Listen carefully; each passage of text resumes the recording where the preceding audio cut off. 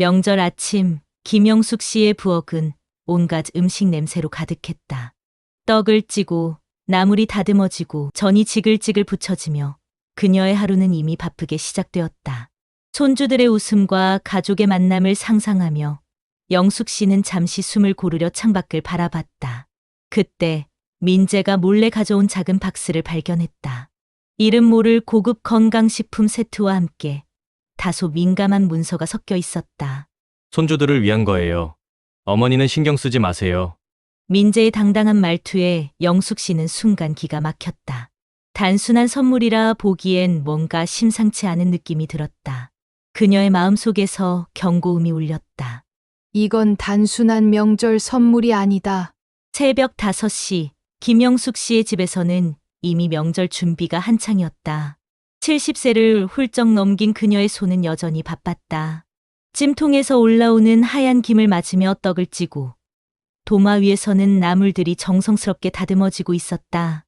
허리가 아파 몇 번이나 허리를 펴야 했지만 손주들의 웃는 얼굴을 떠올리며 다시 일손을 놓지 않았다. 딸랑딸랑 현관문이 열리며 둘째 며느리 은지의 목소리가 들려왔다. 어머니, 안녕하세요. 일찍 왔죠? 은지와 도연 부부는 언제나 그랬듯 명절 아침 일찍 찾아와 준비를 도왔다.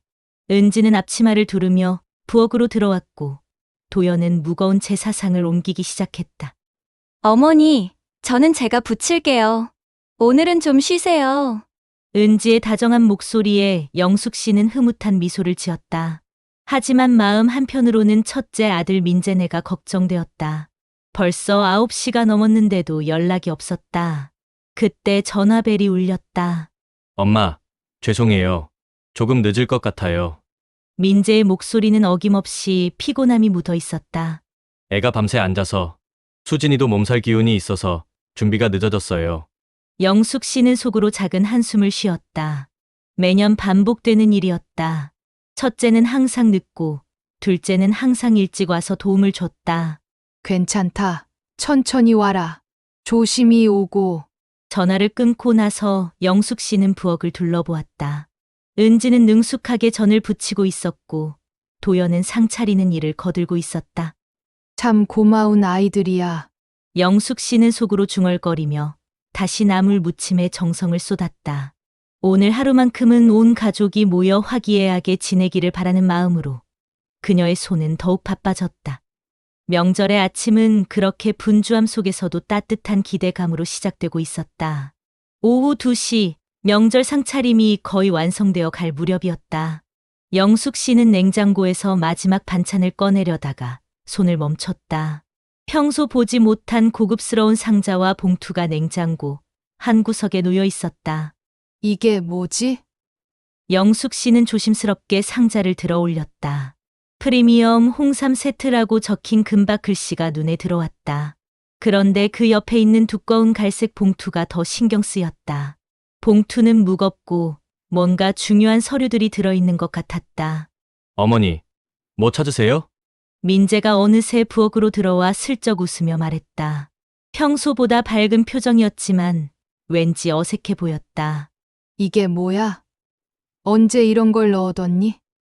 영숙 씨가 봉투를 들어 보이자 민재는 당황한 기색 없이 대답했다. 아, 그거요?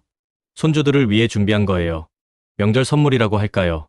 어머니는 신경 쓰지 마세요. 하지만 영숙 씨의 호기심은 쉽게 가라앉지 않았다. 봉투의 무게와 민재의 어색한 미소가 자꾸 마음에 걸렸다.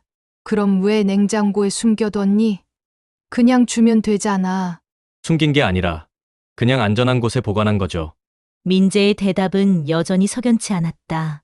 영숙 씨는 결국 봉투를 열어보기로 했다. 민재가 말리려 했지만 이미 늦었다. 봉투 안에서 나온 것은 단순한 선물이 아니었다. 영숙 씨의 재산 목록이 정리된 서류들이었다. 부동산 등기부등본, 예금 통장 사본, 심지어 상속 관련 법률 상담 자료까지 들어있었다. 이게 뭐야? 영숙 씨의 손이 떨리기 시작했다. 서류들을 하나씩 살펴볼수록 충격은 더 컸다. 자신도 모르는 사이에 모든 재산 현황이 조사되고 정리되어 있었던 것이다.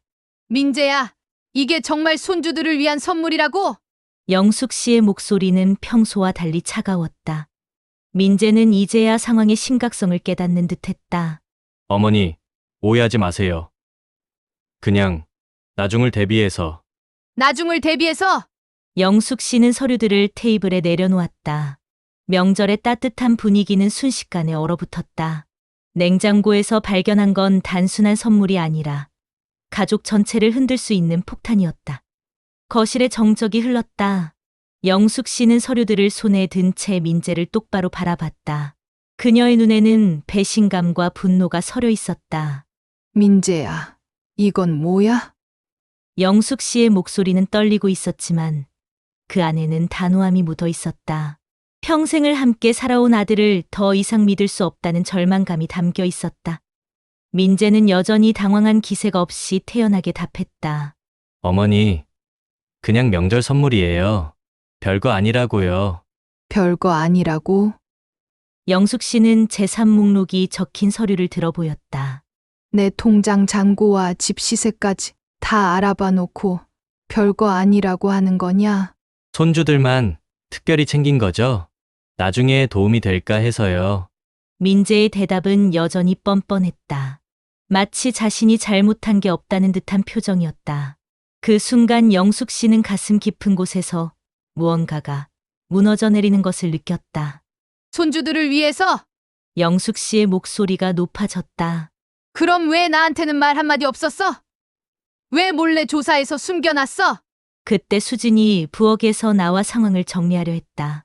어머니, 정말 별 의미 없어요.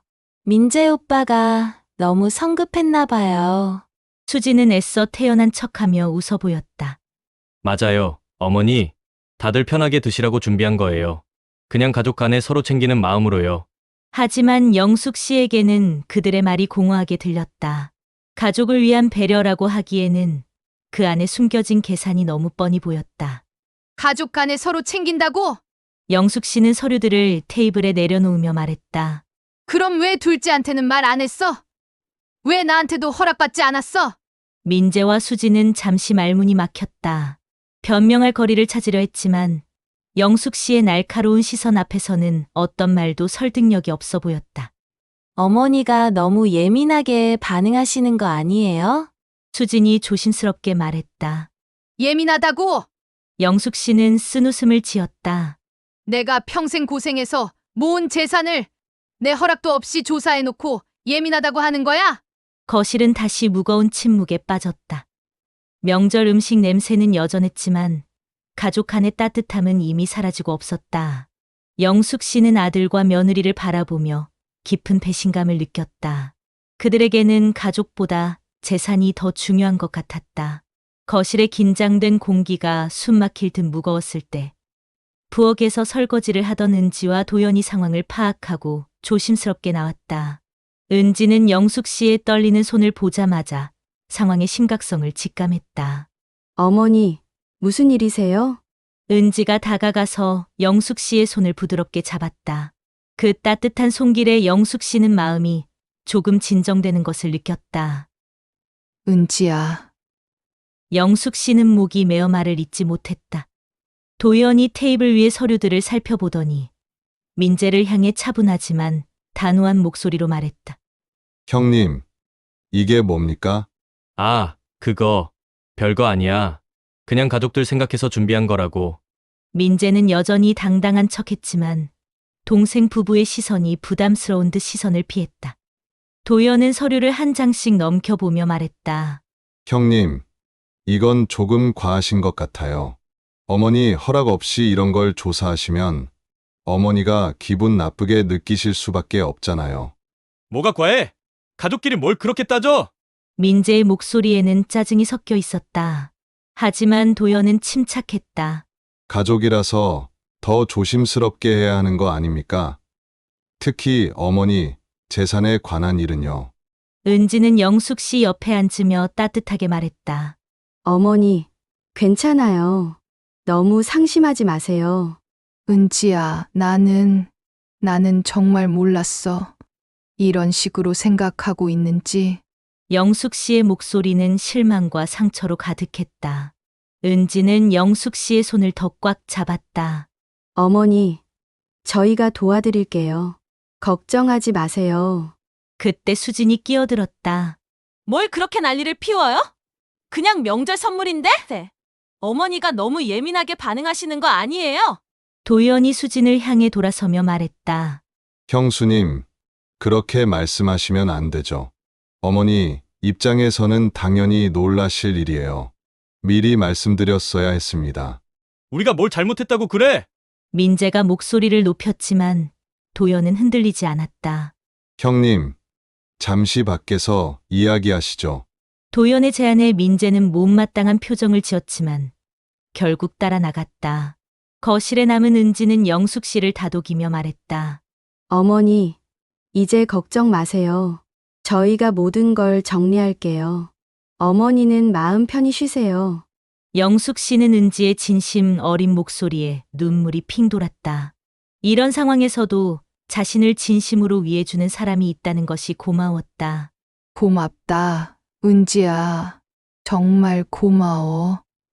영숙 씨는 둘째 부부의 따뜻한 마음에 조금씩 위안을 받으며 진정한 가족의 의미가 무엇인지 다시 한번 깨달았다. 은지의 위로를 받으며 잠시 진정되었던 영숙 씨였지만 마음속 깊이 쌓인 분노와 상처는 쉽게 가라앉지 않았다.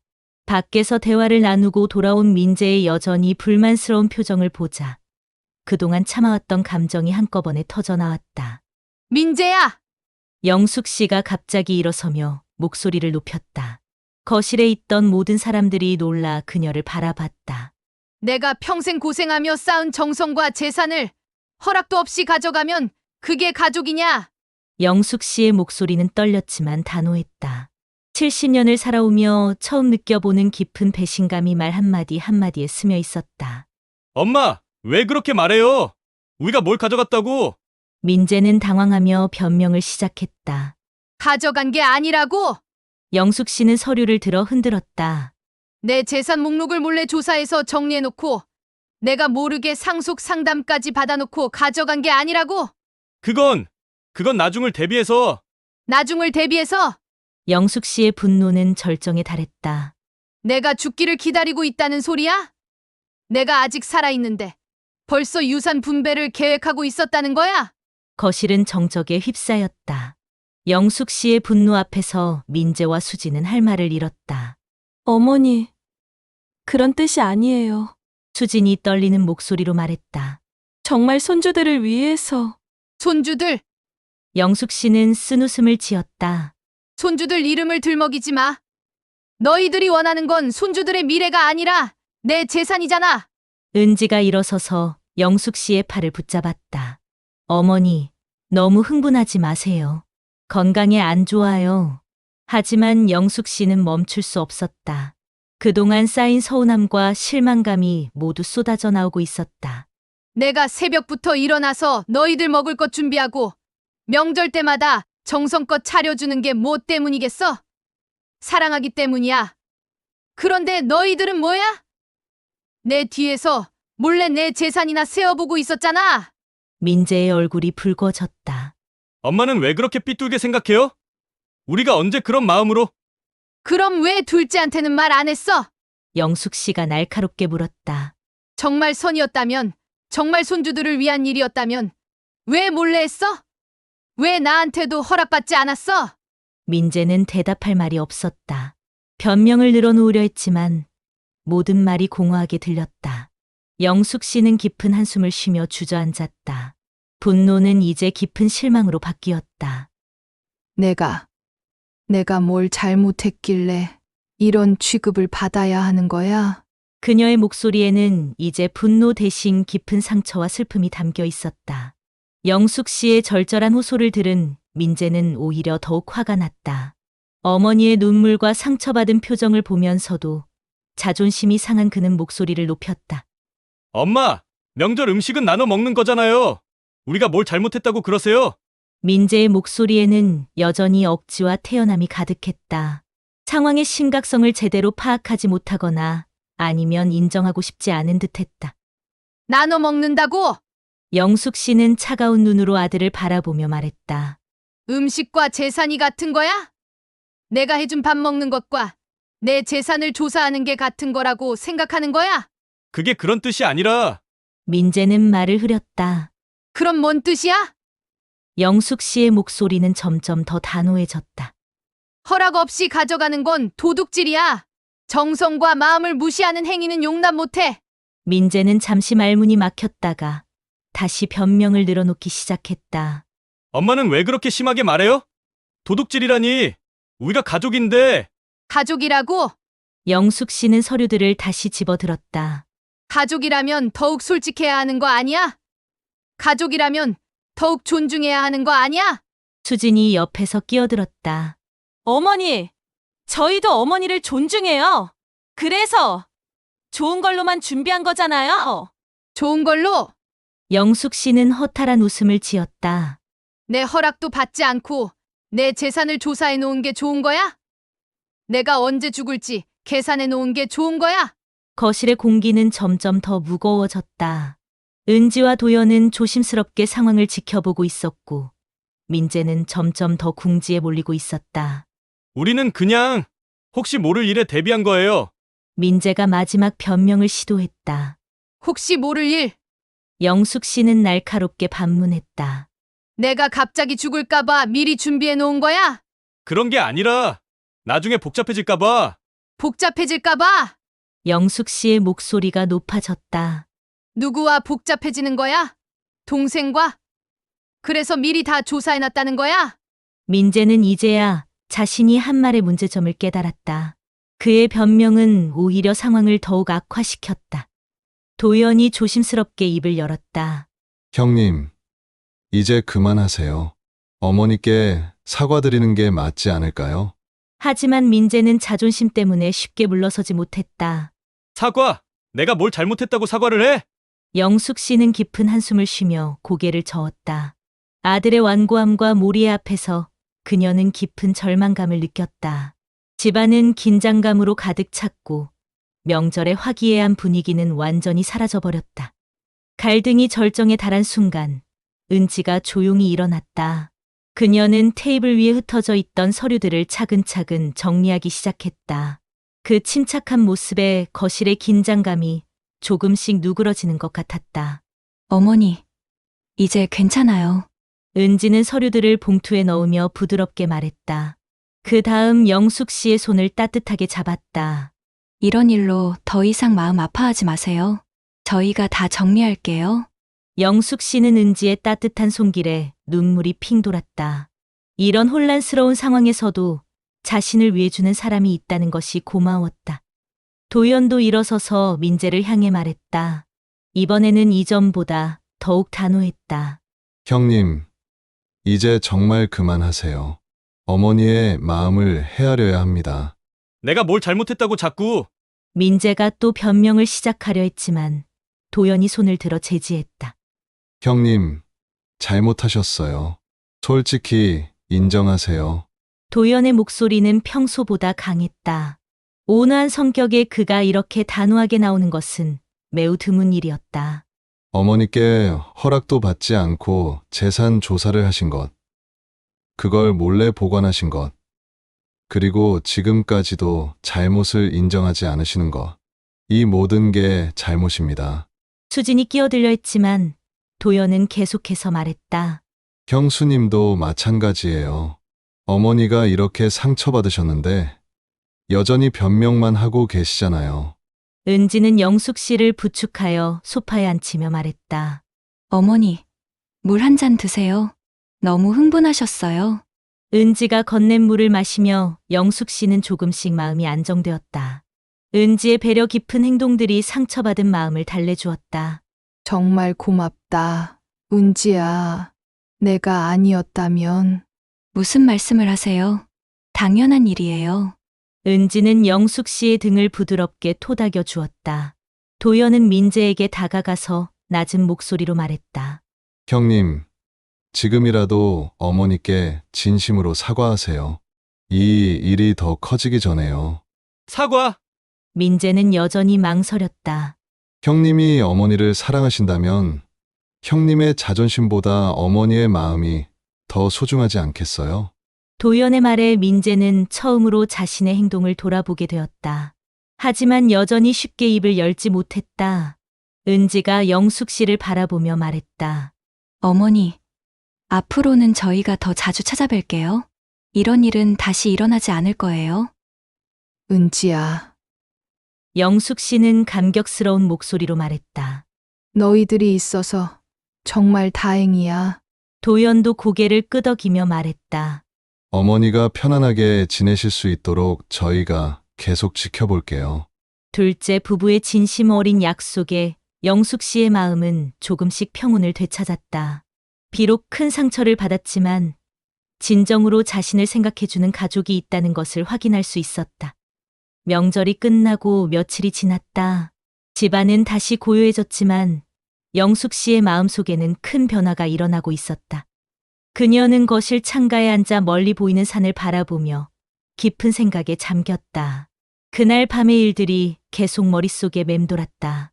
민재와 수진의 태연한 변명들, 그리고 은지와 도연의 따뜻한 손길들. 이 모든 것이 그녀에게 중요한 깨달음을 주었다. 이제 알겠어. 영숙 씨는 혼잣말을 하며 고개를 끄덕였다. 평생을 살아오면서 가장 소중하게 여겼던 것은 가족이었다. 하지만 진짜 가족이 무엇인지 이번 일로 확실히 알게 되었다. 전화벨이 울렸다. 은지였다. 어머니, 안녕하세요. 몸은 괜찮으세요? 응, 괜찮다. 고맙다. 은지야, 어머니, 오늘 시간 되시면 잠시 뵐 수 있을까요? 도연이랑 같이 가고 싶어서요. 영숙 씨는 미소를 지었다.